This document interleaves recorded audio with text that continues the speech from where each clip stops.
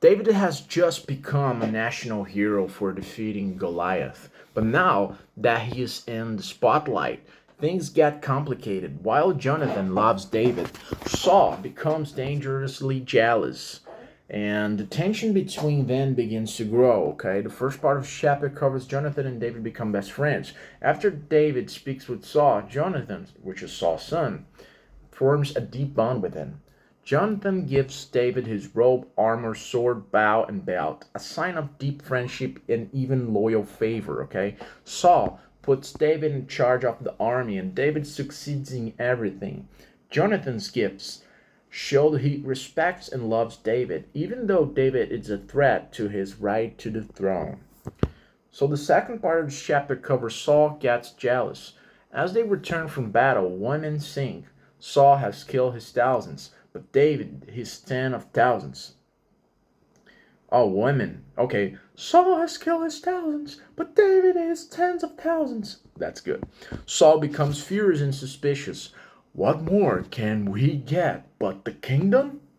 This moment triggers Saul's jealousy and paranoia. He begins to see David as a rival, okay? The third part of the chapter covers Saul tries to kill David, okay?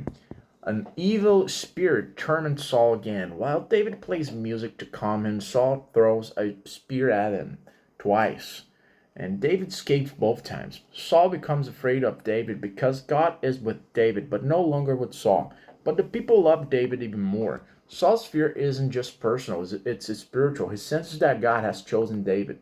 Okay, the fourth part of the chapter covers Saul's manipulative plan, which is marriage. Saul plots to get rid of David by offering him his daughters. Merab. Saul promises her to David but gives her to someone else. And then Michal, the younger daughter, she is in love with David. Saul sees this as a trap, okay? He tells David he can marry Michal if he brings 100 Philistines foreskins, hoping David will die trying. But David brings 200 instead and marries Michal. Instead of dying, David wins honor and Saul's plans backfires again. So the fifth part of the chapter covers Saul fears David even more. Saul realizes the Lord was with David and Michal loved him. Saul becomes more afraid and hostile, but David continues to succeed. What are the key lessons from this chapter for Samuel 18? The first one is jealousy turns admiration into hatred. Saul once valued David, but his ego couldn't handle David's success.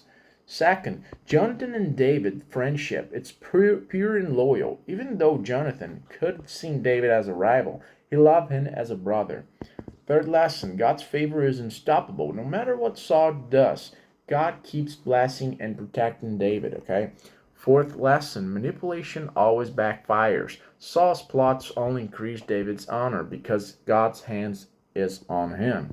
So the first Samuel chapter 18 begins the slow breakdown of Saul's relationship with David. What started as a great victory turns into rivalry, not because of David's ambition, but because of Saul's insecurity. Yet, even under pressure, David thrives, protected and blessed by God, okay? Don't forget to hit the like button and subscribe to the channel, and I'll see you in the next one.